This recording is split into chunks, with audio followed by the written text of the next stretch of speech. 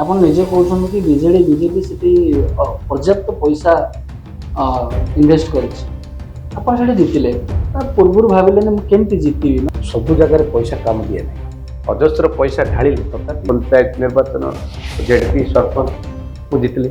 ଆଜି ମିଡ଼ିଆ ଆଗରେ ମୁଁ ପ୍ରକୃତ ସତ କଥା କହୁଛି, କୌଣସି ନିର୍ବାଚନରେ ଭାଇ ମୋତେ ଭୋଟ ଦିଅ, ଟଙ୍କା ନିଅ, ଭୋଟ ଦିଅ ବୋଲି ମୁଁ କେବେ କାହାକୁ ଦେଇନି। ମୁଁ ହାତ ଯୋଡ଼ି ମାଗେ।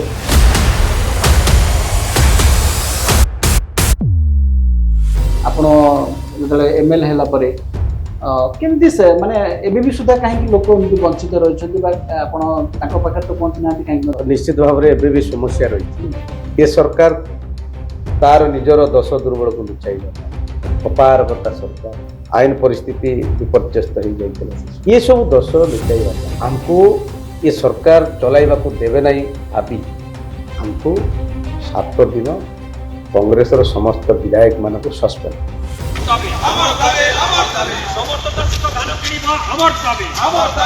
ଯେତେବେଳେ ଆପଣ ମୁଖ୍ୟମନ୍ତ୍ରୀଙ୍କୁ ଭେଟିବା ପାଇଁ ଚେଷ୍ଟା କରିଥିଲେ ଏବଂ ସିଧାସଳଖ କଥା ହେବା ପାଇଁ ଚେଷ୍ଟା କରିଥିଲେ, ଆପଣଙ୍କ ସମସ୍ୟା ବିଷୟରେ ଜଣାଇବା ପାଇଁ ମଧ୍ୟ ଚେଷ୍ଟା କରିଥିଲେ, କିନ୍ତୁ ଭାଗ୍ୟବଶତ ଦୁର୍ଭାଗ୍ୟବଶତ ଆପଣ ଦେଖା କରିପାରିଲେନି କାହିଁକି? ବହୁତ ସମୟ ଅପେକ୍ଷା କଲା ପରେ ଯେତେବେଳେ ମିଡ଼ିଆ ଫିଡ଼ିଆ ସବୁ ଜାଣିଦେଲେ, ସେ ତାପରେ ଯାଇକି ଦେଖା ସରକାର ଗେଟ୍ ଭିତରକୁ ଯିବା ପାଇଁ ମୋତେ କହିଲେ। ମୋ ଗାଡ଼ିରେ ଲେଖା ହେଇଛି ଏମଏଲଏ ଚିତ୍ରପଟ। ସେ ଯେଉଁ ପୋଲିସ କର୍ମଚାରୀମାନେ ଥିଲେ ସେଠି ମୋତେ ଛାଡ଼ିଦେଲେ। ଯଦି ବିଧାୟକଙ୍କ ଗାଡ଼ିକୁ ଯଦି ରଖିବେ ତାହେଲେ ସାଧାରଣ ଜନତା କେତେବେଳେ ଯାଇକି ମୁଖ୍ୟମନ୍ତ୍ରୀ ବା ନିର୍ବାଚନ ଇସ୍ତାହାରରେ 9ଟି ପ୍ରତିଶ୍ରୁତି ଦେଇଥିଲେ, ଯେଉଁଟାକି ଲୋକଙ୍କର ଆଶା ଭରସା ଦେଖିବା ପାଇଁ ଏସବୁ କଥା ଆପଣ କହିଥିଲେ। ବର୍ତ୍ତମାନ ସୁଦ୍ଧା ସେ କେତେ ଦୂର ପୂରଣ ହେଲାଣି? ଆମର ମାନ୍ୟବର କେନ୍ଦ୍ରମନ୍ତ୍ରୀ ଧର୍ମେନ୍ଦ୍ର ପ୍ରଧାନ କ'ଣ କହିଲେ? ଛାଡ଼ ହ 300 ୟୁନିଟ୍ ମୋଦି ଦେବା, 300 ୟୁନିଟ୍ ବିଜୁଳି କିଣି। ସୁଭଦ୍ରା ଯୋଜନାରେ ଏକାକାଳୀନ 50,000 ଟଙ୍କା ଦେବା କଥା କହିଛି, ଦେଲେ କି ନାହିଁ? 300 ୟୁନିଟ୍ ବିଜୁଳି ଦେଲେ କି ନାହିଁ? ସାର୍ ଆପଣଙ୍କ ଅଞ୍ଚଳରେ ଫିଲ୍ମ ସୁଟିଂ ହେଇଥିଲା ପୁଷ୍ପା, ଯୋଉଟାକୁ ନେଇକି ଆପଣ ନିଜେ ବି କହିଥିଲେ କି ଝୁକେଗା ନାହିଁ ସାଲା। ମଙ୍ଗୁ ଭାଇ କେବେ ବି ଝୁକେ ନାହିଁ, ମଙ୍ଗୁ ଭାଇ କବି ଝୁକେଗା ନାହିଁ। ଜଣେ ପୋଖତ ରାଜନେତା, ମାଟିର ନେତା, ମାଟିକୁ ବୁଝନ୍ତି, ସିଧାସଳଖ ଲୋକଙ୍କ ପାଖକୁ ଯାଇ ସମସ୍ୟାର ସମାଧାନ କରନ୍ତି। ସେଇଥିପାଇଁ ଲୋକ କୁହନ୍ତି ମାଟିର ନେତା। ସ୍ୱାଭିମାନ ଏବଂ ତାଙ୍କର ଯେଉଁ ରହିଛି ସ୍ୱରକୁ ଅର୍ଥାତ୍ ସେବାକୁ ଅସ୍ତ୍ର କରି ସେ ସବୁ ଲୋକଙ୍କର ସେବା କରନ୍ତି। ସିଏ ଆଜି ଆମର ଅତିଥି ଚିତ୍ରକୋଣ୍ଡା ବିଧାୟକ ଶ୍ରୀଯୁକ୍ତ ମଙ୍ଗୁ ଖିଲ। ସାର୍ ପ୍ରଥମେ ମୁଁ ତ ସ୍ୱାଗତ କରିବି ଉତ୍କଳ ପ୍ରତିଦିନକୁ। ନମସ୍କାର, ଉତ୍କଳ ପ୍ରତିଦିନକୁ ମୋ ନମସ୍କାର। ସାର୍ ସମସ୍ତ ଓଡ଼ିଶାବାସୀଙ୍କୁ ନମସ୍କାର। ଆଜ୍ଞା ସାର୍, କେମିତି ଅଛନ୍ତି? ନା, ମୁଁ ତ ଭଲ ଅଛି ବର୍ତ୍ତମାନ। ସାର୍ ଆମେ ଆପଣଙ୍କୁ ଗଣମାଧ୍ୟମରେ ଦେଖିଛୁ, ଆପଣ ଅତି ସାଧା ସିଧା ଗ୍ରାଉଣ୍ଡ ଜିରୋରୁ ଆସିଛନ୍ତି, ଯାହାକୁ କହନ୍ତି ରାଜନେତା। ତୃଣମୂଳ ସ୍ତରରୁ ଆସିଛନ୍ତି, ପ୍ରଥମେ ୱାର୍ଡ ମେମ୍ବର ପରେ ସରପଞ୍ଚ ପରେ ଜିଲ୍ଲା ପରିଷଦ ଏବଂ 2024 ନିର୍ବାଚନ ଜିତି ବିଧାୟକ। ସାର୍ ଯେତେବେଳେ କାଡାମ ଯୋଉ ରହିଛି ୱାର୍ଡ ନମ୍ବର 12, ସେଠି ଯେତେବେଳେ ଆପଣ ପ୍ରଥମେ ଆପଣଙ୍କ ରାଜନୀତି କ୍ୟାରିୟର ଆରମ୍ଭ କଲେ, ହଠାତ୍ ମନକୁ ଆସିଲା କେମିତି ଜଣେ ବିଲରେ କାମ କରୁଥିବା ନେତା ହଠାତ୍ କେମିତି ମାନେ ମନକୁ ଆସିଲା ଯେ ମୁଁ ରାଜନେତା ହେବି? ଆପଣଙ୍କର ସେମିତି କେମିତି ମନକୁ ଆସିଲା? ମାନେ ଏମିତି କିଛି ସମସ୍ୟାକୁ ନେଇକି ମନକୁ ଆସିଲା ମୁଁ ରାଜନେତା ହେବି, ଲୋକଙ୍କ ସୁଖ ଦୁଃଖ ବୁଝିବି, ନା ନାଇଁ ଏମିତି ହଠାତ୍ ପଳେଇ ଆସିଲା? ଟିକେ ସାର୍ ରଖନ୍ତୁ। ଦେଖନ୍ତୁ, ମୋର ତ ସେମିତି ନାହିଁ, କିନ୍ତୁ ଲୋକ ହିଁ ଜନତା ହିଁ ଜନାର୍ଦ୍ଦନ ଯୋଉଟା କୁହାଯାଏ, ଲୋକ ହିଁ ଆଜି ମତେ ୱାର୍ଡ ମେମ୍ବରରୁ ଆଜି ବିଧାୟକ ପର୍ଯ୍ୟନ୍ତ ଲୋକ ହିଁ ନେଇଛନ୍ତି। ଯେତେବେଳେ ମୁଁ ଛୋଟ ଥିଲି ସେଇ ସମୟରେ ଆମ ଗାଁ ଗହଳି, ଆମ ଘରଟା ଗାଁ ଗୋଟେ ପାହାଡ଼ ପାଖକୁ, ଛୋଟ ଗାଁଟା, 30 ପରିବାର ଘର। ମୁଁ ଛୋଟ ବେଳଠୁ ମୁଁ ଲୋକଙ୍କର ସେବା କରିବା ମୋର ପ୍ରତି ଗୋଟେ ଦୟା ଭାବ ଆସେ। ଯେତେବେଳେ ଗାଁରେ ଥିବି ସେଇ ସମୟରେ ଛୋଟ ଥିଲା ସମୟରେ ମଧ୍ୟ ଗାଁରେ ଲୋକଙ୍କୁ ପିଲାମାନଙ୍କୁ ନେଇକିରି ସଂଗଠନ ଗାଁ ଶ୍ରୀଗଣେଶ ଗ୍ରାମ ସଂଗଠନ ମଧ୍ୟ ମୁଁ ଗୋଟେ କରିଥିଲି। ସେଇ ସଂଗଠନ ମାଧ୍ୟମରେ ଗାଁର ସଫେଇ କାମଠୁ ଧରି ଲୋକଙ୍କର ଦୁଃଖ ଲୋକ କିଏ ଗୋଟେ ଅସୁବିଧା ହେଲା ସଂଗଠନ ମାଧ୍ୟମରେ ଆମେ ଲୋକଙ୍କୁ ସହଯୋଗ କରିବା। ଏଇ ଯୋଉ ଆମର ଜନସେବା ମୋର ଜାରି ରହିଲା। ସେମିତି ମୁଁ ନିର୍ଦ୍ଦନ୍ଦ ଭାବରେ ମୁଁ ଜନସେବା କରିଚାଲିଲି।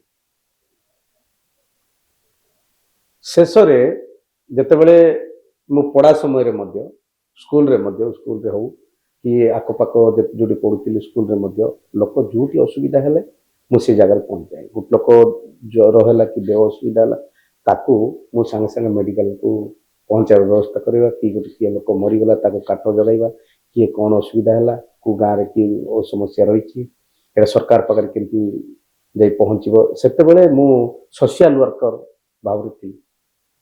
ମାନେ ସେତେବେଳେ ତ ୱାର୍ଡ ମେମ୍ବର ହେଇନଥିଲି, ଏମିତି ଗୋଟେ ନିଃସ୍ୱାର୍ଥପର ଭାବରେ କମ ସେ କମ ଗୋଟେ 7-8 ବର୍ଷ ଗୋଟେ ସୋସିଆଲ ୱାର୍କରେ ମୁଁ କାମ କଲି ବିନା ସ୍ୱାର୍ଥ।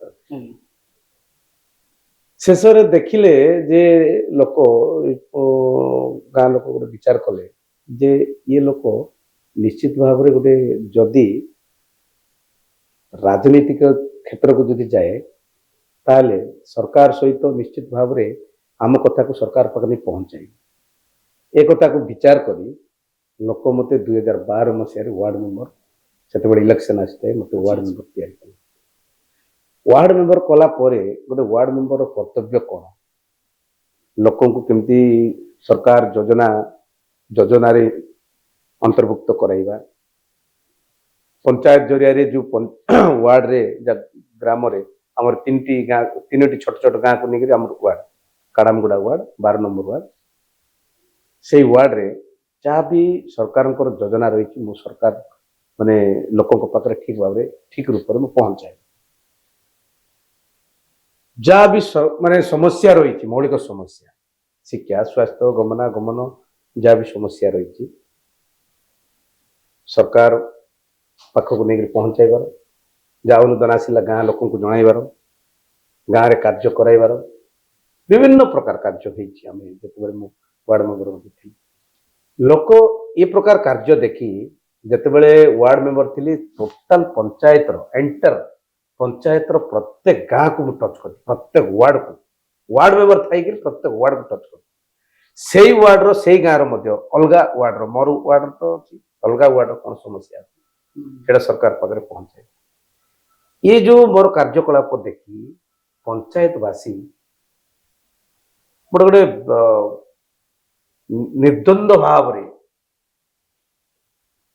ସାରା ପଞ୍ଚାୟତବାସୀ ଏକଜୁଟ ହେଇଗଲେ ଯେ ଇଏ ନିଶ୍ଚିତ ଭାବରେ ଆମ ପାଇଁ କିଛି କରିବ। ଯେହେତୁ ମୋ କାର୍ଯ୍ୟକଳାପ ଦେଖିଛନ୍ତି, ପୁଣି 2012ରୁ 17 ପର୍ଯ୍ୟନ୍ତ ୱାର୍ଡ ମେମ୍ବର ରହିଲା ପରେ 2017ରେ ପୁଣି ନିର୍ବାଚନ ହେଲା। 4 ଜଣ କ୍ୟାଣ୍ଡିଡେଟ୍ ଠିଆ ହେଇଥିଲେ, ଗୋଟେ ଏକ୍ସ ଜେଡପି ଗୋଟେ ଥିଲେ, ଏକ୍ସ ସରପଞ୍ଚ ଜଣେ, ଏକ୍ସ ନାୟବ ସରପଞ୍ଚ, ତା ସହିତ ମୁଁ, ଏମିତି କରି 4 ଜଣ ପ୍ରତିଦ୍ୱନ୍ଦ୍ୱୀରୁ ଗୋଟେ ବିପୁଳ ସଂଖ୍ୟାରେ ମତେ ନିର୍ବାଚନରେ ଜୟଲାଭ କରାଇଲେ। ସେଠୁ ମୋର ରାଜନୀତି କ୍ୟାରିୟର ଆରମ୍ଭ ହେଲା। ୱାର୍ଡ ମେମ୍ବର ମାନେ ସୋସିଆଲ ୱାର୍କର ୱାର୍ଡ ମେମ୍ବର ପୁଣି ସରପଞ୍ଚ। ତାପରେ ଲଗାତାର ଭାବରେ ସରପଞ୍ଚର ଦାୟିତ୍ୱ କ'ଣ, ଯେତେବେଳେ ସରପଞ୍ଚ ଥିଲେ ସରପଞ୍ଚର ଦାୟିତ୍ୱ କ'ଣ, ପଞ୍ଚାୟତ ଭିତରେ କ'ଣ କାମ ହେଇପାରିବ, ସରକାର ଯୋଜନା କ'ଣ ରହିଛି, ସେଟା ସରକାର ଯୋଜନା ଯାହା ବି ରହିଛି ତାକୁ ଆଣିକରି ଗାଁରେ ପହଞ୍ଚାଇବା, ଲୋକଙ୍କର କଥା ସରକାରକୁ ପହଞ୍ଚାଇବା, ଯାହା ମୌଳିକ ସମସ୍ୟା ରହିଛି ପଞ୍ଚାୟତ ଭିତରେ। ଯେତେବେଳେ ପଞ୍ଚାୟତରେ ସରପଞ୍ଚ ହେଲା ପରେ ଟୋଟାଲ ଇଣ୍ଟର ବ୍ଲକର ସବୁ ପଞ୍ଚାୟତରେ ମୁଁ ଗସ୍ତ କରୁଥିଲି। ସବୁ ପଞ୍ଚାୟତରେ କୋଉ ପଞ୍ଚାୟତରେ କ'ଣ ସମସ୍ୟା ଅଛି, ସେ ପଞ୍ଚାୟତରେ କ'ଣ ସମସ୍ୟା ଅଛି, ସେ ପଞ୍ଚାୟତରେ କ'ଣ ବିଡିଓ ସହିତ କେମିତି ଆଲୋଚନା ହବ, କି ଜେଇ ସହିତ କେମିତି ଆଲୋଚନା ହବ, କି କଲେକ୍ଟର ସହିତ କେମିତି ଆଲୋଚନା ହବ, ଆଉ ଜିଲ୍ଲାପାଳ ସହିତ ମାନେ ପିଡି ସହିତ କେମିତି ଆଲୋଚନା, ये सब समस्या नहीं करी सरकार पाखे उपस्थापन करवा सरकार जा योजना अच्छी गाँ स्तर में आनिक पंचायत स्तर में आनी कार्य ये सब देखला परे गोटे आमर ब्लॉक पंचायत समिति बैठक हो से बैठक रे जो से अंचल टोटाल एंटायर अंचल जो मौलिक समस्या उपर दाबी उपस्थापन करे बारंबार दाबी उपस्थापन करे ये सब देखी जिते बड़े गोटे सरपंच होकर जदि ब्लॉक रो बा जिलार टोटाल मौलिक समस्यार कथा जब उपस्थापन कर कार्यकारी कराई पारे ये लोक निश्चित भाव में उच्च पदरे जदि जीवे ताले निश्चित भाव में आहरी लोकंकर काम करिपार ये प्रकार मोर कार्यकलाप देखी 17 टू 2022 रे 22 पर्यंत सरपंच 22 रे जेते बेले आउ थे पंचायत निर्वाचन है सिटी मते जिला परिषद टिकट मिला भारतीय जातीय कांग्रेस दल तरफ जिला परिषद टिकट मिला 22 रे बीजेडी बीजेपी कांग्रेस थिले बीजेडी बीजेपी पाखरे पर्याप्त परिमाण पैसा थिला से अजस्र पैसा जेडपी रे मध्य खर्च करते आ मु आज ये जो आपणकर मीडिया सामना मु कहूँ वार्ड मेंबर टू आज विधायक पर्यंत है मोर लोकों को भल पाइबा लोकों को साहाय्य करवा लोकों को दुख रे ठिया हेबा समस्या रे ठिया हेबा ये सब देखी लोकंकर हृदय पशि जाए लोकंकर हृदय में पशि जाए खाली मंगू भाई मु जाकू देखिले भी मु हस हस मोर कथा सादा सीधा सरल ये जो देखी जिते बड़े जो जिला परिषद निर्वाचन है जिला परिषद निर्वाचन मते से तो जिला परिषद जोन 2 हम दीटा जिला गोटे ब्लॉक दीटा जोन 2 रे मते पूर्ण निर्वाचित कराइले जनसाधारण कांग्रेस दल तरफ बीजेडी बीजेपी पर्याप्त अजस्र पैसा ढाली किंतु मते पुणी पुनर्बार निर्वाचन रे मु जीतली सेते बेले को सारा जिलार समस्या को जिला परिषद बैठक रे सेठी समस्त एसपी कलेक्टर पीडी समस्त पदाधिकारी सर सेठी जेतेबेले सिटी जिलार टोटाल समस्या नहीं उपस्थापन पैसा अजस्र पैसा ढालिले तथापि मु निर्वाचन दुई माने पंचायत निर्वाचन जेडपी सरपंच मु जीतली पुणी 2022 रु 24 पर्यंत जिला परिषद थी जिला परिषद रे विभिन्न प्रकार जिलार समस्या नहीं उपस्थापन करवा लोकंकर समस्या को दुख माने सरकार पाखे उपस्थापन कर सरकार जहाँ भी अनुदान सरकार योजना रही गाँ स्तर में ब्लॉक स्तर में आनी पहुंच जिते बड़े भारतीय जातीय कांग्रेस दल तरफ पुणी मत 2024 एमएल टिकेट जिते मिलला सेते बेले को मो हाथ रे पैसा पत्र किछि नथि सर सेठी आपनकर कंटेस्टर लक्ष्मीप्रिया नायक डमरू शेषा भारतीय जनता पार्टी बीजेडी रे लक्ष्मीप्रिया नायक आ बीजेपी रे डमरू शेषा से गला थर तार बीजेडी रे थिले एथरो बीजेपी रे मो सहित प्रतिद्वंदी थिले जेतेबेले इलेक्शन आरंभ हैला सेतेबेले तो आपण तो जानिछथि बीजेडी बीजेपी रे याडे बीजेपी रो सरकार अच्छी केंद्र रे बीजेडी 24 वर्ष शासन रे अच्छी तांको पाखरे अजस्र पैसा किए हीरो हिरोइन को आनी न चाहिए किए अजस्र पैसा तांको नेता राजनेता सेंट्रल लेवल नेता माने आसिक प्रचार मैदान रे प्रचार कले किंतु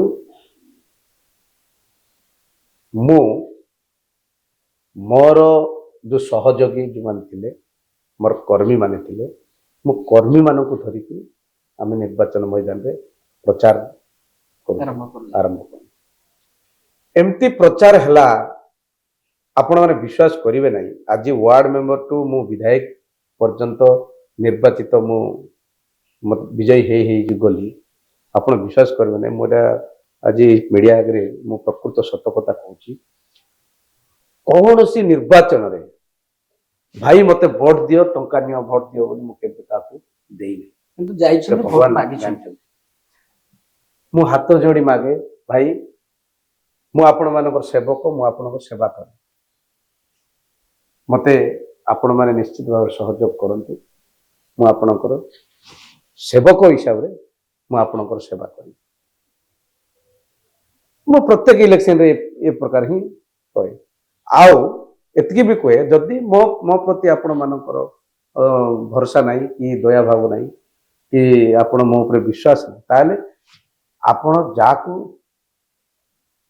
भल कैंडिडेट बोली भाबुछन ताकू दियो ଏମିତି ବି ଆପଣ एमती मु कहे ये जो भल पाइबा लोकंकर सेवा करवा ये सबू चित्रकोना निर्वाचन मंडली वासींकर हृदय पशि जाइला मो विषय जानी ये निश्चित भाव में मंगू भाई गोटे अलग प्रकार मनीष लोकंकर दरद बंधु एक कथा जानी एबे भी मो लोक समस्त सह स्नेह श्रद्धा सह मो हस हस मोर लोक सहित कथा हुए तथापि चित्रकोना निर्वाचन मंडलीवासी से ठीक जवाब देले आउ ये साधारण अरे चाषी परिवार पिला गोटे गरीब श्रेणी पिला ये मंगू भाई को समस्त भल पाइबा समस्त आशीर्वाद सब भगवान आशीर्वाद रे से माने मते निर्वाचित करी आज जो ओडिशा रो जोटी विधि विधान तैयारी होती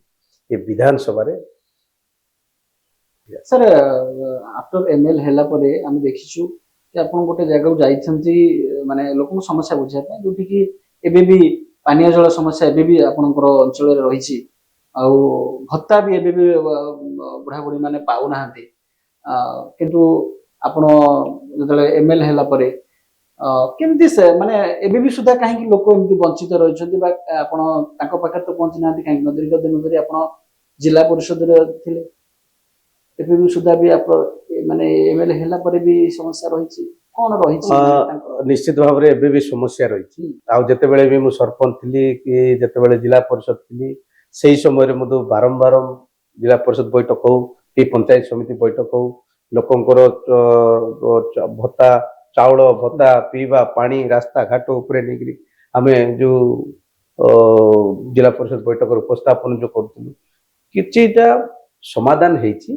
पुणी आउ रही जाइछि आ ये जो सब गुड़ा समाधान हो पार तारिपाई मो समस्त प्रकार मंत्री सहित मध्य आलोचना करिछि आ जिले रे जिला प्रशासन सहित जोगाजोग रही ये सब केंदी समाधान बाट हो पार मु निश्चित भाव मु चेष्टा जारी रखी सर विधानसभा रे विरोध करिवारे मंगू भाईंकर गोटे नियारा ढंग सदाबले थाए नियारा तरीका रे विरोध करती सदाबले भाबंती कि मो कांग्रेस दलर जहाँ भी किसी असुविधा रही सेटा केमती आगे विधानसभा रे उपस्थापन हम आम मध्य देखीचु आपण विरोध करिवार देखीचु आग धाड़ी सदाबले विरोध करती एमती माने विरोध करिवार जो नियारा ढंग एमती कहीं आसे देखंतु तार यार आगरे जो आगर विधानसभा सेशन जो चली सेते बेले सारा ओडिशा रो 4 कोटी जनतांकर दुख दर्द बा जनतांकर समस्या विभिन्न प्रकार मौलिक समस्या ये समस्या को केमती आमे विधानसभा उपस्थापन करी ये सरकार कानून को केमती आमे नेबे सेते बेले जो गोटे प्रसंग थिला हमर नारी सुरक्षा से समय ये जो सरकार जेते बेले नुआ नुआ आसिला सरकार आसिला परे नारी समस्या बढ़ी चलिला नारी हत्या रेप एंड मर्डर ये प्रकार हत्या बढ़ी चलिला ताकू आमे गोटे प्रसंग करी विधानसभा रे आमे बारंबार सरकार को माननीय मुख्यमंत्री को बाचस्पति जरिया ତାକୁ ପ୍ରତିବାଦ କଲୁ ବା ଜଣେଇଲୁ ଯୋଉ ଗୃହରେ ଏଇ ଯୋଉ ନାରୀ ପ୍ରସଙ୍ଗ ଉପରେ ଗୋଟେ ସମାଲୋଚନା କରିବା ପାଇଁ ଆମେ ଦାବି ଉପସ୍ଥାପନ କରିଥିଲୁ। ବାରମ୍ବାର କଲା ପରେ 3 ଦିନ 4 ଦିନ ପ୍ରାୟ ଗୋଟେ 6-7 ଦିନ ଚାଲିଲା ପରେ ମଧ୍ୟ ଯୋଉ ନାରୀ ମାନଙ୍କର ଯୋଉ ନିର୍ଯାତନା ବଢି ବଢି ଚାଲିଥିଲା, ଛାତ୍ରୀ ମାନଙ୍କର ନିର୍ଯାତନା ବଢି ଚାଲିଥିଲା, ରେପ୍ ଆଣ୍ଡ ମର୍ଡର ହଉଥିଲା, ବହୁତ ଗୁଡାଏ ଲୋକ ନାରୀ ମାନେ ଛାତ୍ର ବା ଛାତ୍ରୀ ବା ନାରୀ ମହିଳା ମା ମାନଙ୍କର ନିର୍ଯାତନା ତାକୁ ପ୍ରସଙ୍ଗ କରି ଆମେ ଗୋଟେ ଏ ପ୍ରସଙ୍ଗଟା ଉପସ୍ଥାପନ କରିଥିଲୁ। ସେଇ ବିଧାନସଭା ସମୟରେ ସେଇ ସେସନରେ ଯେତେବେଳେ ଆମକୁ 12 ଜଣ ବା ସମସ୍ତ 14 ଜଣ ବିଧାୟକ ଯେତେବେଳେ ଆମକୁ ସସ୍ପେଣ୍ଡ କରିଥିଲେ, এই ସରକାରକୁ ଆମେ ବାରମ୍ବାର ଜଣାଇଲା ପରେ ବିଧାନସଭା ଭିତରେ ହଟ୍ଟଗୋଳ ଗଣ୍ଡଗୋଳ ଯୋଉ ପରିସ୍ଥିତି ହେଲା ଆପଣମାନେ ସମସ୍ତେ ଜାଣିଛନ୍ତି। ସେଇ ସମୟରେ ଆମର ସିଏଲପି ଲିଡର ଏବଂ ଆମର ଯୋଉ ସିନିୟର ଲିଡର ମାନେ ଯୋଉ ତାରାବାଇନ ପତି, ରାମଚନ୍ଦ୍ର କାଡାମ, ରାଜନ ଏକା, ଅଶୋକ ଦାସ, ଦାଶରଥୀ ଗମାଙ୍ଗ, ଏମାନେ ଯେ ଆମର ସିନିୟର ଯୋଉମାନେ ଅଛନ୍ତି ସିଏଲପି ଲିଡରଙ୍କର ନେତୃତ୍ୱରେ ସାରା ଓଡ଼ିଶାର 4.5 କୋଟି ଜନତାଙ୍କର ସ୍ୱର, 4.5 କୋଟି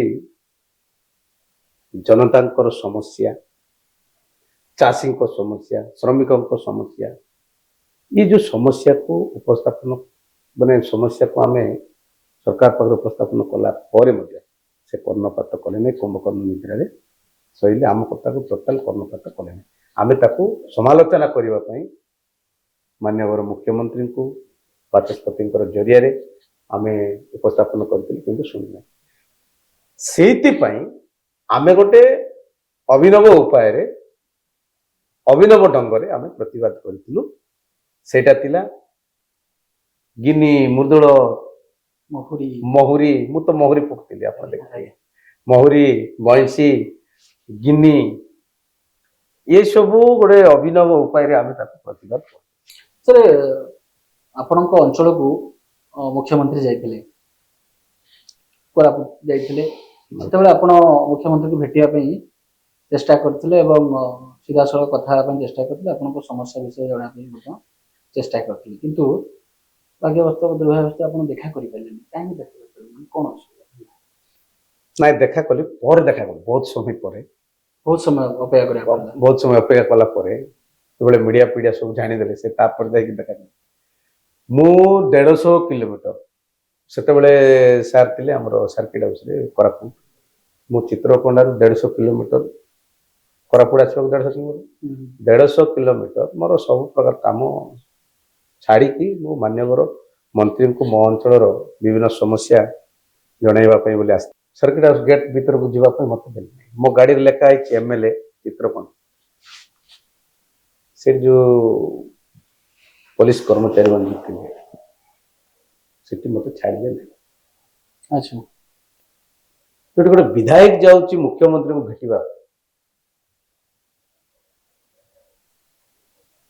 यदि विधायकों को गाड़ी को जब रखीदे ताले साधारण जनता केते मुख्यमंत्री भेटी पारे सी रहीगली घंटा घंटा धरिक मो अपेक्षा करने पड़ा मो पचारे कहीं केते नाई सर सियाड़ निर्देश आसिले आम छाड़ी अरे भाई मो ना पुओ चित्रकोणा विधायक आसो हेले भी सीटी मत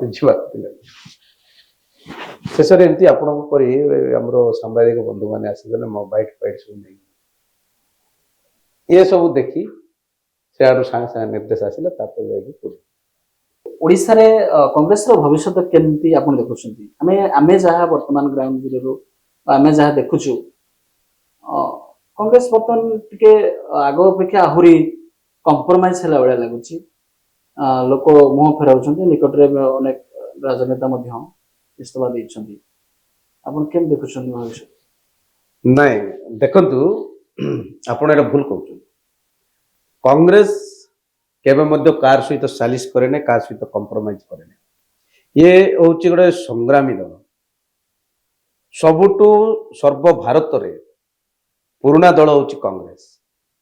ଏ ସଂଗ୍ରାମୀ ଦଳ ଆଜି ସଂଗ୍ରାମ କରି ଏ କଂଗ୍ରେସ ଦେଶକୁ ସ୍ୱାଧୀନ କରି ସେ କେବେ ମଧ୍ୟ ସାଲିସ କରେ ନାହିଁ କି କାହା ସହିତ କମ୍ପ୍ରମାଇଜ କରେ ନାହିଁ। ଆପଣ ଏଇଟା ଭୁଲ କହୁଛନ୍ତି। ସାର୍ ନିର୍ବାଚନ ସମୟରେ ଆପଣଙ୍କର ନିର୍ବାଚନ ମଣ୍ଡଳୀ ଲୋକଙ୍କୁ 9ଟି ପ୍ରତିଶ୍ରୁତି ଦେଇଥିଲେ ବା ନିର୍ବାଚନ ଇସ୍ତାହାରରେ 9ଟି ପ୍ରତିଶ୍ରୁତି ଦେଇଥିଲେ ଯୋଉଟା କି ଲୋକଙ୍କର ଆଶା ଭରସାକୁ ଜିତିବା ପାଇଁ ଏସବୁ କଥା ଆପଣ କହିଥିଲେ। ବର୍ତ୍ତମାନ ସୁଦ୍ଧା ସେ କେତେ ଦୂର ପୂରଣ ହେଲାଣି? ଦେଖନ୍ତୁ ଆମେ କଣ କହିଥିଲୁ ସେତେବେଳେ ଯେ ଯଦି କଂଗ୍ରେସ ସରକାରକୁ ଆସେ ଓଡ଼ିଶାରେ ତାହେଲେ ସେ 9ଟି ଗ୍ୟାରେଣ୍ଟି ଆମେ ନିଶ୍ଚିତ ଭାବରେ କାର୍ଯ୍ୟକାରୀ କରିବୁ। ଯୋଉଟା କି ଆମର ତେଲେଙ୍ଗାନା ଯୋଉଠି ବି କଂଗ୍ରେସ ସରକାର ରହିଛି ସେଠି ଯୋଉ ଗ୍ୟାରେଣ୍ଟି ଦେଇଥିଲେ ସେ ଗ୍ୟାରେଣ୍ଟି ନିଶ୍ଚିତ ଭାବରେ ଫୁଲଫିଲ୍ ହେଇଛି। ଆଉ ଯେତେବେଳେ ଆମର ଇସ୍ତାହାର ଥିଲା ଓଡ଼ିଶାରେ ଯେତେ ଯୋଉ ଇଲେକ୍ସନରେ ସେ 9ଟି ଗ୍ୟାରେଣ୍ଟି ଯୋଉ ଥିଲା ସେଟା ନିଶ୍ଚିତ ଭାବରେ କଂଗ୍ରେସ ସରକାର ଯଦି ଏଠି ଗଠନ ହେଇଥାନ୍ତା ତାହେଲେ ସେ ଯୋଉ ଗ୍ୟାରେଣ୍ଟିଟା ଆମେ ନିଶ୍ଚିତ ଭାବରେ ଫୁଲଫିଲ୍ ହେଇଥାନ୍ତା ବା କାର୍ଯ୍ୟକାରୀ ହେଇଥାନ୍ତା। ଯେହେତୁ ଆମର କଂଗ୍ରେସ ସରକାର ଏଠି ଗଠନ ହେଇପାରିଲାନି ଆମେ ଯୋଉ ଇସ୍ତାହାରରେ ଯେତେବେଳେ ବି ଆମେ ଇଲେକ୍ସନରେ ଯୋଉ ଇସ୍ତାହାର ଦିଆଯାଇଥିଲା ଲୋକ ଭରସା ଦେଇକି ଆମକୁ ସେ ଭରସାରେ ଆମକୁ ଇଏ କରିଥିଲେ। କିନ୍ତୁ ଆମେ ସେଠି ବି କହିଥିଲୁ ଯେ କଂଗ୍ରେସ ସରକାର ଯଦି ଗଠନ ହବ ସରକାର ଯଦି ତିଆରି ହବ ତାହେଲେ ଏସବୁ ଗ୍ୟାରେଣ୍ଟି ହବ। କିନ୍ତୁ ଭାଗ୍ୟବଶତଃ ଆମେ ସେଠି ଜିତିଲୁ। ଜିତିଲା ପରେ ଯୋଉ ପ୍ରତିଶ୍ରୁତି ଏବେ ଲୋକ ବି ଆମକୁ ପଚାରୁଛନ୍ତି ଆମର ଯୋଉ ଗାଁ ଗହଳିରେ ସମସ୍ତେ ଲୋକ ବୁଝିପାରିବେ ନାହିଁ ନା ସେମାନେ ପଚାରୁଛନ୍ତି ଆପଣ ଆଉ ଯୋଉ ଯୋଉ ଗ୍ୟାରେଣ୍ଟି ଆମେ ଯୋଉ ଇଲେକ୍ସନ ଇସ୍ତାହାରରେ ଯୋଉ ଥିଲା ସେଇ କାମ ଗୁଡାକ ମଧ୍ୟ ଆମେ ଏଇ ଯୋଉ ସରକାର ମାଧ୍ୟମରେ ବିଜେପି ସରକାର ମାଧ୍ୟମରେ ଲୋକଙ୍କର ସମସ୍ୟା ଆରେ ଗ୍ୟାରେଣ୍ଟି ହଉଛି ସେଟା ଲୋକଙ୍କର ସମସ୍ୟା ନା ଲୋକଙ୍କର ସମସ୍ୟା ଲୋକଙ୍କର ସମାଧାନ ପାଇଁ ଆମେ ଯେକୌଣସି ସରକାର ବି ଆସୁ ସେ କାମ କରିବା କଥା। କିନ୍ତୁ ଯୋଉ ସମସ୍ୟା ଯାକ ରହିଛି ଏ ସରକାରକୁ ଯେତେବେଳେ ଜଣାଇଲା ପରେ ବି ସରକାର କର୍ଣ୍ଣପାତ କରୁନାହାନ୍ତି। ଖାଲି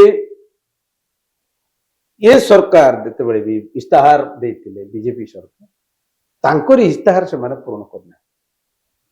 300 ୟୁନିଟ୍ ବିଜୁଳି କଥା କୁହନ୍ତୁ, ସୁଭଦ୍ରା ଯୋଜନା ପ୍ରତ୍ୟେକ ଯୋଉ ଇସ୍ତାହାର କଣ କହିଥିଲେ ଆମର ମାନ୍ୟବର କେନ୍ଦ୍ରମନ୍ତ୍ରୀ ଧର୍ମେନ୍ଦ୍ର ପ୍ରଧାନ କଣ କହିଥିଲେ ଛାଡ଼ 300 ୟୁନିଟ୍ ମୋଦି ଦେବା 300 ୟୁନିଟ୍ ବିଜୁଳି ଫ୍ରି କଥା କହିଥିଲେ। ସୁଭଦ୍ରା ଯୋଜନାରେ ଏକାକାଳୀନ 50,000 ଟଙ୍କା ଦେବା କଥା କହିଥିଲେ ଦେଲେ କି ନାଇଁ? 300 ୟୁନିଟ୍ ବିଜୁଳି ଦେଲେ କି ନାଇଁ? ବୁଢ଼ାବୁଢ଼ୀ ପେନସନ କଥା ଯୋଉ 3500 ଟଙ୍କା ଦେବା କଥା କହିଥିଲେ ସେମାନେ ସେତେବେଳେ କହିନଥିଲେ ଯେ 80 ବର୍ଷ ପରେ ଆମେ ଯାଇକି ଦେବୁ ସେ କଥା କହିନଥିଲେ। ଯେତେବେଳେ ଇଲେକ୍ସନ ଇସ୍ତାହାର ସେମାନେ କହିଥିଲେ ଯେ ବୁଢ଼ାବୁଢ଼ୀ ପେନସନ 3500 ଟଙ୍କା ହବ। ଏ ଯୋଉ ଆଶା ଭରସାକୁ ଆଖି ଆଗରେ ରଖି ଜନସାଧାରଣ ବିକଳାଙ୍ଗ ଯୋଉ ବିଧବା ବୁଢ଼ାବୁଢ଼ୀ ଏମାନେ ପୁରା ସମସ୍ତେ ଗୋଟେ ଆଶା ଭରସା ଆଶା ପ୍ରକଟ କରି ଏ ସରକାରକୁ ଏକତରଫା ଭାବରେ ଜିତାଇଲେ। କିନ୍ତୁ ଆଜି କଣ ହେଲା ଏ ସରକାର ସବୁ ପ୍ରତିଶ୍ରୁତି ପାଳନ କରୁଛି? 300 ୟୁନିଟ୍ ବିଜୁଳି ଫ୍ରି ଦେଲେ କି ନାଇଁ? ସୁଭଦ୍ରା ଯୋଜନାରେ ଏକକାଳୀନ 50,000 ଟଙ୍କା ବାଉଚର ଦେବା କଥା କହିଥିଲେ ବାଉଚର କଥା ଦେଲେ ନାହିଁ। 5,000 ଲେଖା ଦେଲେ 5,000 ଆଜି ଗୋଟେ ଏବେ ଯୋଉ ଗୋଟେ ଫେସବୁକରେ ଦେଖୁଥିଲି ଇଏ କହୁଛି ସେ ଗାଲରେ ଚାପଡ଼ା ମାରିକି ସେ ମା ଜଣ କହୁଛି ଆମର ସରକାରକୁ ବଦଳାଇ କରି ଭୁଲ ହେଲା ବୋଲି କହୁଛି ଆମେ ଭୁଲ କଲୁ ବୋଲି ଚାପଡ଼ା ମାରି ଭୟଙ୍କର ଟ୍ରେଣ୍ଡ ଚାଲିଛି ସେଟା ଆଜି। ହେଲେ ଚାଷୀ ମାନଙ୍କର କଥା କଟନୀ ଚଟନୀ ବନ୍ଦ ହବ କଟନୀ ଚଟନୀ যাব ମାଣ୍ଡିରେ ଅବସ୍ଥା ରହିବ ନାହିଁ ଏ କଥା ମଧ୍ୟ କହିଥିଲେ।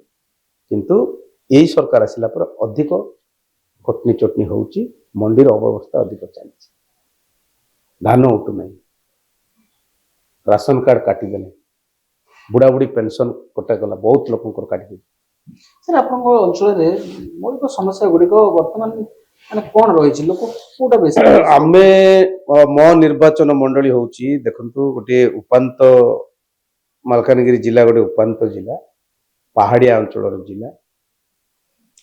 ମୋ ନିର୍ବାଚନ ସେ ଭିତରୁ ଚାରିଟି ଭଲ ବ୍ଲକଟା ଚାରିଟି ବ୍ଲକ ଯାଉଛି, ଚାରିଟି ବ୍ଲକ ଯାକ ପୁରା ପାହାଡ଼ିଆ ଜଙ୍ଗଲ ପାହାଡ଼ିଆ। ମାଥିଲି ଗୋଟେ, ସେଟା ଆମେ ତ କିଛି ପଞ୍ଚାୟତ ଗୁଡ଼ାକ ପୁରା ବିଛିନ୍ନାଞ୍ଚଳ ରହିଛି। ଖଇରପୁଟ ମଧ୍ୟ ଯୋଉଟା କି ଆମର ଆଦିମ ଜନଜାତି, ଯୋଉ ବଣ୍ଡା ଜନଜାତି ମାନେ ଯୋଉ ଅଛନ୍ତି, ବଣ୍ଡା କମ୍ୟୁନିଟିର ଲୋକ ଯୋଉ ଅଛନ୍ତି, ବଣ୍ଡା ଘାଟି ସେଟା ଗୋଟେ ବିଛିନ୍ନାଞ୍ଚଳ ରହିଛି। ଆଉ ଚିତ୍ରକୋଣ୍ଡା ତ ବିଛିନ୍ନାଞ୍ଚଳ ବା ସ୍ୱାଭିମାନ ଅଞ୍ଚଳ ଏମିତି କରିଛନ୍ତି। ସ୍ୱାଭିମାନ ଅଞ୍ଚଳ ସବୁ ପ୍ରାୟ ପଞ୍ଚାୟତ ଗୁଡାକ ପୁରା ପାହାଡ ଉପରେ ରହିଛି। ବହୁତ ସମସ୍ୟା ସେଠି ଆମର ଏବେ ବି ପିଇବା ପାଣି ବିଜୁଳି, ପିଇବା ପାଣି, ବିଜୁଳି ଆଉ ସଂଯୋଗ, ରାସ୍ତା ସଂଯୋଗ ଆଉ ଗୋଟେ ନେଟୱାର୍କ, ଏସବୁ ସମସ୍ୟା ରହିଛି।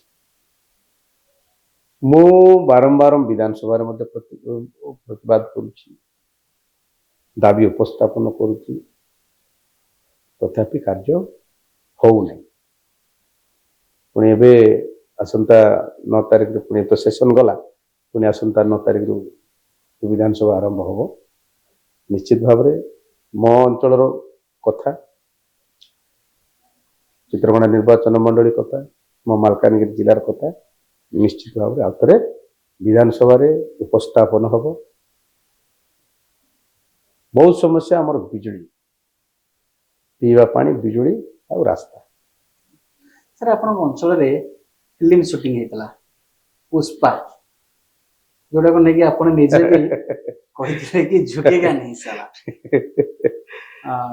ଏସବୁ କଥା ଯେତେବେଳେ ଆପଣ ମିଡିଆ ସାମ୍ନାରେ କହିଥିଲେ, ଏବେ ଆପଣ ମାନେ ଭାବୁନାହାନ୍ତି କି ମାନେ ଆମେ ସରକାର ଆମ ଅଞ୍ଚଳକୁ କିଛି ପ୍ରୋତ୍ସାହନ ଦିଅନ୍ତୁ, ଯୋଉଠି କି ଆମ ଅଞ୍ଚଳରେ ଯଦି ଫିଲ୍ମ ସୁଟିଂ ହେଇପାରୁଛି ସେଠି ଅନେକ କଥା ହେଇପାରିବ, ଲୋକମାନେ ନିଯୁକ୍ତି ପାଇପାରିବେ, ଏସବୁ ଦିଗରେ ଆପଣ କଣ ମନ୍ତବ୍ୟ? ଆମ ମାଲକାନଗିରି ଜିଲ୍ଲାଟା ଏବେ କହିଲେ ବା ମାନେ ପ୍ରକୃତି ଭରା, ପାହାଡ, ଝରଣା, ବିଭିନ୍ନ ପ୍ରକାର ପ୍ରାକୃତିକ ପରିବେଶ ରହିଛି। ଯୋଉଠିକି ଝରଣା ମାନେ ଆପଣ ଦେଖିବେ, ଏତେ ଯୋଉ ଝରଣା ପଡୁଛି, ଯୋଉ ସିନେମା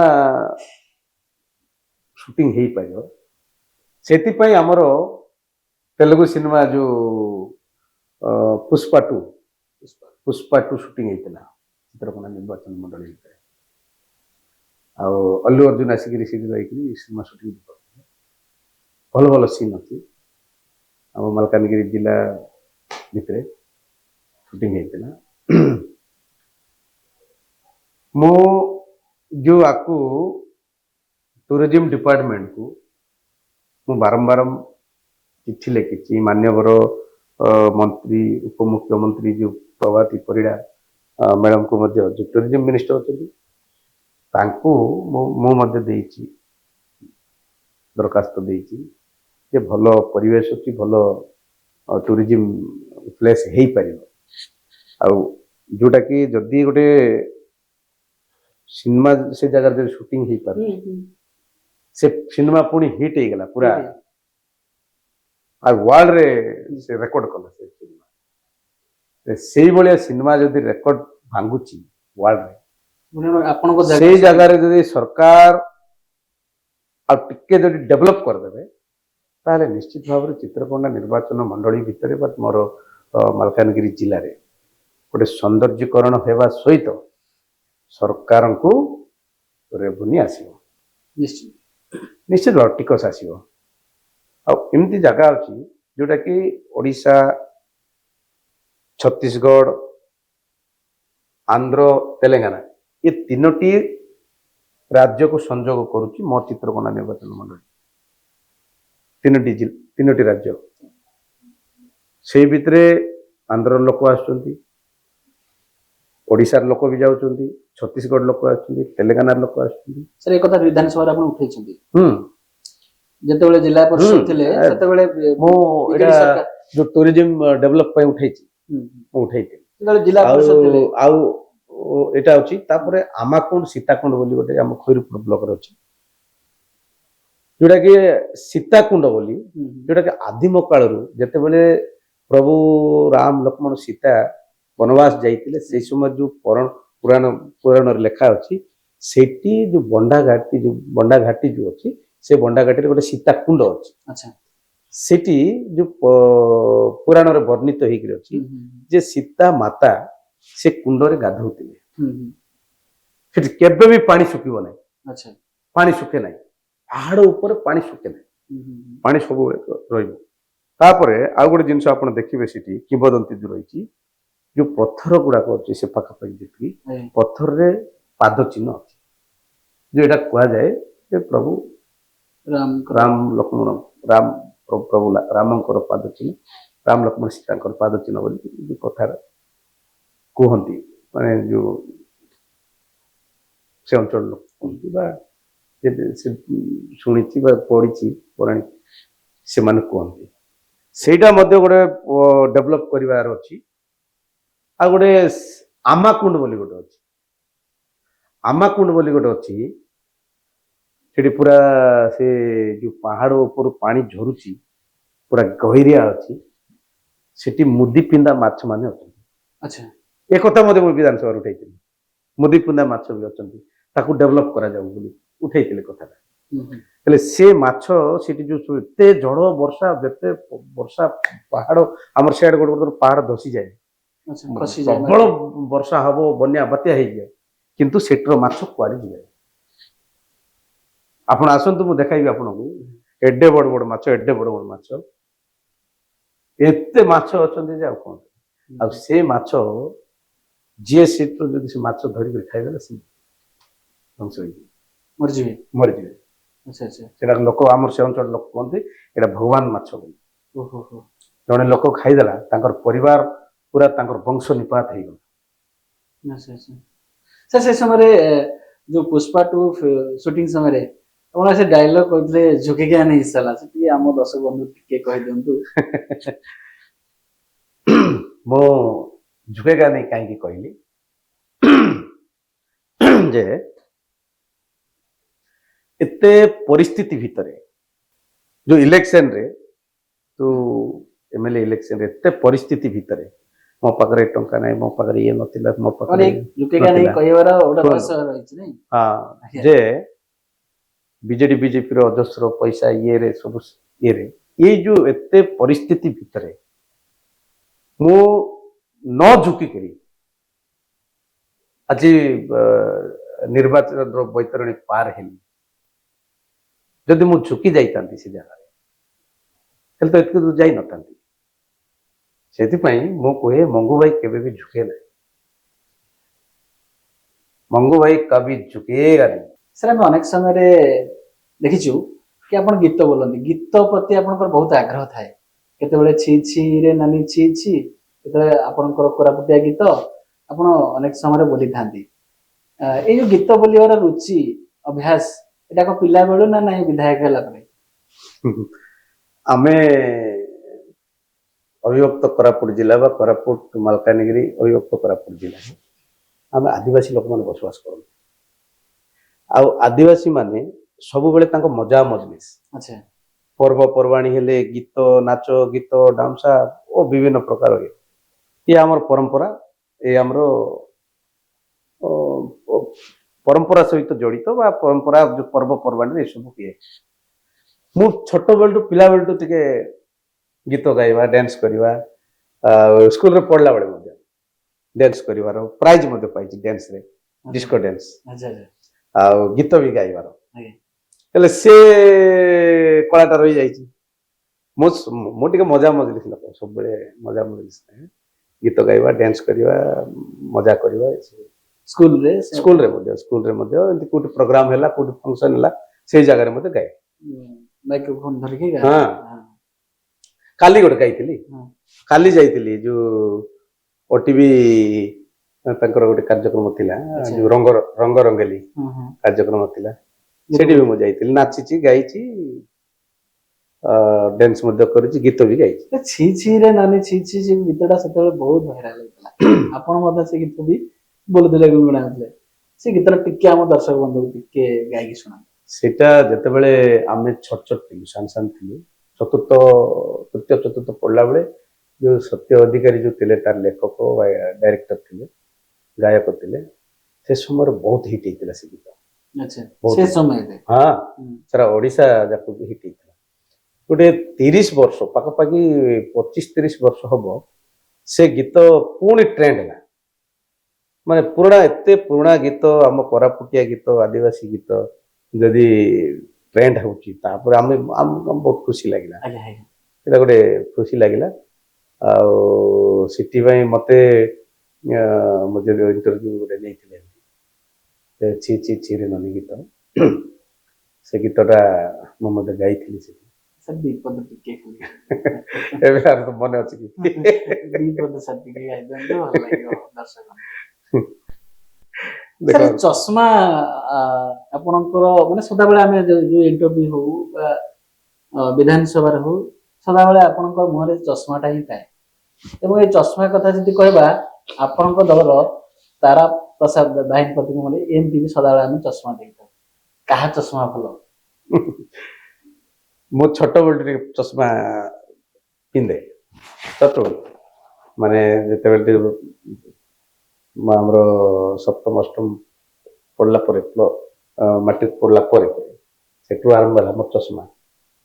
ମୁଁ ଚଷମା ଟିକେ ଭଲ ଲାଗେ ମତେ ପିନ୍ଧିବି। ଆଉ ଏଇଟା ହଉଛି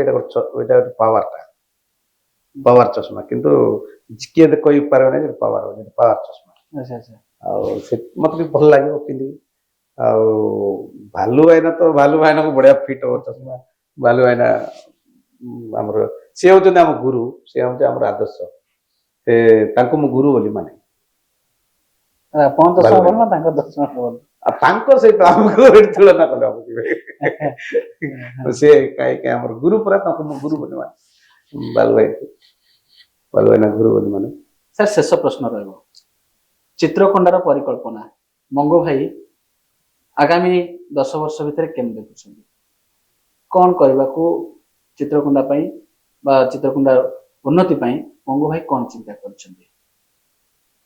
ଦେଖନ୍ତୁ, ମୁଁ ଯେତେବେଳେ ବି ରାଜନୀତି କ୍ୟାରିୟରରେ ଆସିଲି, ରାଜନୀତିର ରାସ୍ତାରେ ଓହ୍ଲାଇଲି, ସେତେବେଳଠୁ ମୋର ଗୋଟେ ଚିନ୍ତା ଯେ ମାଲକାନଗିରି ଚିତ୍ର କେମିତି ବଦଳିବ, ଚିତ୍ରକୋଣ୍ଡାର ଚିତ୍ର କେମିତି ବଦଳିବ। ଯେତେବେଳେ ବି ରାଜନୀତି କ୍ଷେତ୍ରରେ ଆସିଲି, ୱାର୍ଡ ମେମ୍ବରଠୁ ଆଜି ବିଧାୟକ ପର୍ଯ୍ୟନ୍ତ, ଦିନ ଥିଲା ଚିତ୍ରକୋଣ୍ଡା ବା ମାଲକାନଗିରି ଜିଲ୍ଲାରେ ଲୋକ ରାସ୍ତାରେ ଚାଲି ପାରୁନଥିଲେ। ଆଚ୍ଛା। ରାସ୍ତାଘାଟ କିଛି ନଥିଲା, ଆମେ ଛୋଟ ଛୋଟ ଥିଲୁ ସେ ସମୟରେ, ଜାଣିଛୁ। କିନ୍ତୁ ଆଜି ଦେଖିବାକୁ ଗଲେ ଅନେକ କ୍ଷେତ୍ରରେ ପରିବର୍ତ୍ତନ ହେଇଛି। ମୁଁ ଯେତେବେଳେ ବି ଇଲେକ୍ସନରେ ପାଦ ଦେଲି, ସେଇ ଦିନଠୁ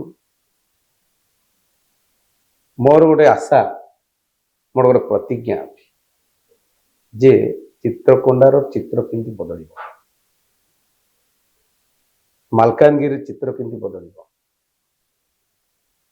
ସମସ୍ତ ମୌଳିକ ସମସ୍ୟାରୁ କେମିତି ଲୋକ ବଞ୍ଚିତ, ସମସ୍ୟା କେମିତି ଦୂର ହବ। ଆଉ ମୁଁ ଗୋଟେ ନିଷ୍ପତ୍ତି ନେଇଛି ବା ପ୍ରତିଜ୍ଞା କରିଛି, ମୋର ସମୟ ସୀମା ଭିତରେ ଚିତ୍ରକୋଣ୍ଡାର ଚିତ୍ର ବଦଳିବାର ଅଛି। ସେଥିପାଇଁ ଆପଣ ମାନେ ମତେ ସୋସିଆଲ ମିଡିଆରେ ବା ଫେସବୁକ୍, ହ୍ୱାଟ୍ସଆପ୍ ମାଧ୍ୟମରେ ମଧ୍ୟ ଦେଖିପାରୁଥିବେ। କେତେବେଳେ କୋଉ ମନ୍ତ୍ରୀ ସହିତ ଆଲୋଚନା କରୁଥିବି, କୋଉ ମାନ୍ୟବର ମୁଖ୍ୟମନ୍ତ୍ରୀ ସହିତ ବି ଆଲୋଚନା କରୁଥିବି, କେତେବେଳେ କୋଉ ଅଲଗା ମନ୍ତ୍ରୀମାନଙ୍କ ସହିତ ଆଲୋଚନା କରୁଥିବି। ସେଇଟା ଚିତ୍ରକୋଣ୍ଡା ନିର୍ବାଚନ ମଣ୍ଡଳୀର ସମସ୍ୟା ଉପରେ ହିଁ ମୁଁ ଆଲୋଚନା କରିବି। ଆଉ ମୁଁ ନିଷ୍ପତ୍ତି ନେଇଛି ବା ପ୍ରତିଜ୍ଞା କରିଛି ବା ଆଶା କରୁଛି ଯେ ଯୋଉ ଦିନ ପର୍ଯ୍ୟନ୍ତ ଚିତ୍ରକୋଣ୍ଡାର ନିର୍ବାଚନ ମଣ୍ଡଳୀର ଜନସାଧାରଣଙ୍କ ପାଖରେ ଘରେ ଶିକ୍ଷା ପହଞ୍ଚିଲା, ଘରେ ପିଇବା ପାଣି ପହଞ୍ଚିଲା, ଘରେ ସ୍ୱାସ୍ଥ୍ୟ ସେବା ପହଞ୍ଚିଲା, ରାସ୍ତାଘାଟର ସଂଯୋଗ ଘରେ ପହଞ୍ଚିଲା, ତେବେ ଯାଇକିରି ଆମେ ସେଠି ଉନ୍ନତି ହେଲା ବୋଲି ଜାଣିବା।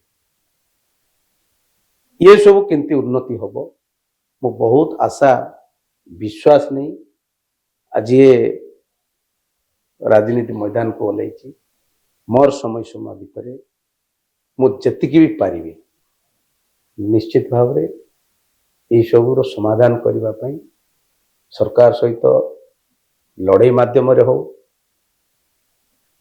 कथबार्ता माध्यम हो तो अन्य कौन सी सूत्र माध्यम हो मुझे विकास करने मु चिंता करी जे जो दिन पर्यंत ये सब समस्यार समाधान हो पार जोटा कहली से दिन हम भाविया चित्रकोंडा विकास है। आउ गोटे कथा 5 वर्ष गोटे निमित समय अल्प समय ये अल्प समय भितर मोर समय सीमा भितर जी भी कार्य है 10 वर्ष लागू 15 वर्ष लागू 20 वर्ष लागू ये समस्या जो दिन पर्यंत समस्यार समाधान ही नहीं से दिन पर्यंत ये मंगू भाई निश्चित लड़ाई कर जनसाधारण लड़ाई कर।